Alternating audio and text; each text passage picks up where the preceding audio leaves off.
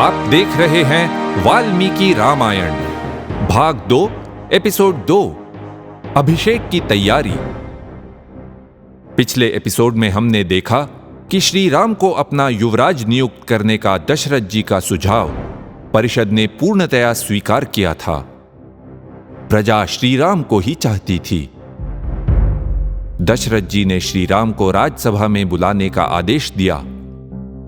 श्री राम तो उस चर्चा में उपस्थित नहीं थे, क्योंकि ये परिषद मध्यस्थ लोगों की थी। उसमें पक्षपात न होना आवश्यक था। सुमंत्र श्री राम को उनके महल से राज दरबार रथ में लेकर आए। एक विशेष बात देखिए, श्री राम और सीता जी दशरथ जी के साथ उनके राजभवन में नहीं रहते थे। उनका अपना अलग भवन था।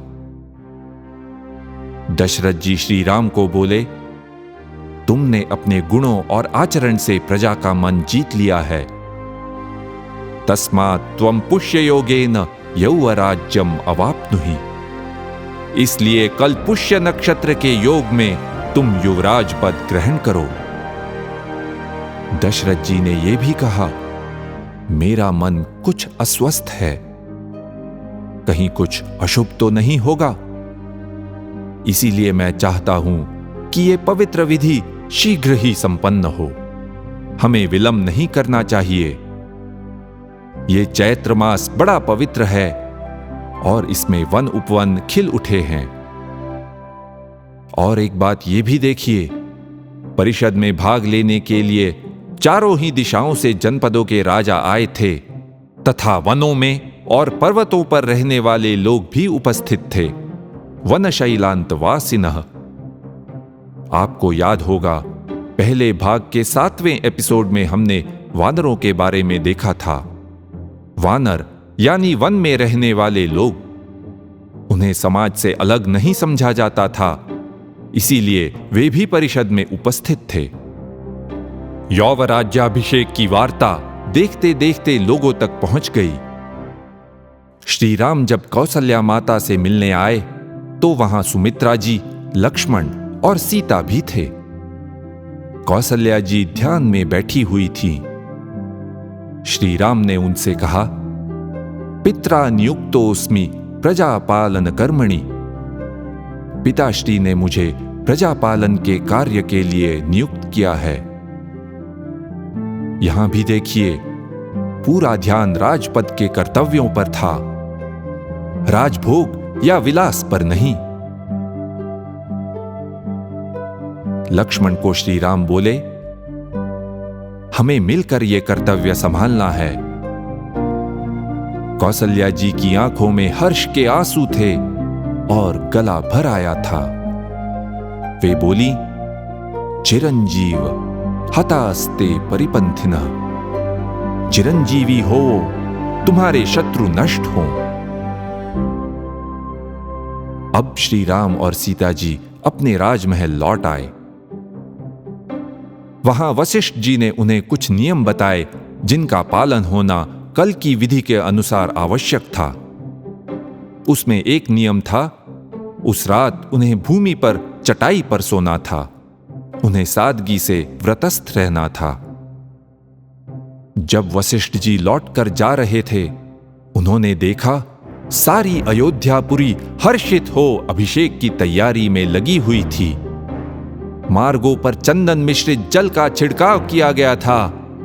घर और भवन पताकाओं से सजाए गए थे। अयोध्या के मार्ग नर नारी और बालकों से भरने लगे। वशिष्ठ जी का रथ राजमार्ग पर भीड़ से निकलते हुए राजभवन की ओर जाने लगा।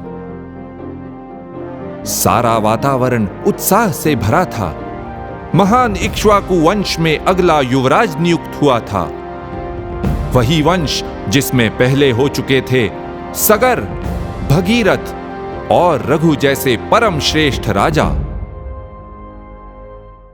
तो देखते हैं, कौन थे ये रघुवंशी राजा? इनकी धारणाएं क्या थीं, जिन पर श्री राम को अमल करना था? हमने बार बार देखा है कि राजा होने का सर्वप्रथम उद्देश्य था प्रजा पालन। प्रजा के प्रेम से ही राजा अपना अधिकार पाता था और प्रजा का कल्याण धर्म यानी योग्य आचरण और सत्य के आधार पर ही हो सकता था। हमने पहले देखा था, मिथिला में राजा जनक को इक्ष्वाकु कुल का परिचय देते हुए वशिष्ठ जी ने कहा, आदिवंश विशुद्धानाम राज्ञाम परमधर्मिणाम इक्ष्वाकु कुल जातानाम वीराणाम सत्यवादिनाम। इक्ष्वाकु अत्यंत पराक्रमी और सत्यवादी होते हैं। वे धर्म को कभी छोड़ते नहीं।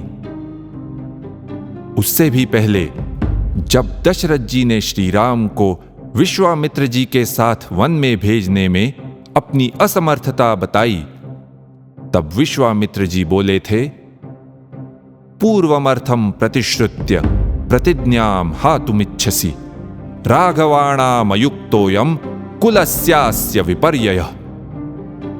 पहले वचन देकर अब वो वचन तोड़ना चाहते हो। ये रघुवंशियों की परंपरा नहीं। अगर तुम ऐसा करते हो तो तुम्हारे कुल का विनाश अटल है। उसी प्रसंग में वशिष्ठ जी ने समझाया था, आप इक्ष्वाकु कुल में जन्मे हैं। आप तो धर्म की साक्षात मूर्ति हैं। आप सदैव धैर्यवान निश्चयी रहे हैं। आपको अपने धर्म का परित्याग नहीं करना चाहिए। इसके अतिरिक्त प्रतिश्रुत्य करिष्येति उक्तम वाक्यम कुर्वतः, जो वचन देते हैं और बाद में अपने वचन पर अटल नहीं रहते, उनके सत्कर्मों का फल नष्ट हो जाता है। जरा सोचिए, अगर राजा का वचन सर्वोपरि न हो, अगर उसके आश्वासन का कोई मूल्य न हो, अगर राजा के कहने पर विश्वास न किया जा सके, तो किसी के भी आश्वासन पर विश्वास कैसे रखा जाए? फिर समाज में धर्म कैसे रहेगा? विश्वास और भरोसे के बिना समाज कैसे चलेगा? तो इस प्रकार इक्ष्वाकु और रघु की जिस परंपरा को श्री राम को आगे बढ़ाना था, वो ये थी, धर्म और सत्य सर्वोपरि हैं, वचन तो अटूट होता है। तुलसीदास जी ने ये सार कितनी सुंदरता से बताया है। रघुकुल रीत सदा चली आई, प्राण जाए पर वचन न जाए। मृत्यु भी स्वीकार है, पर वचन तोड़ना कदापि नहीं।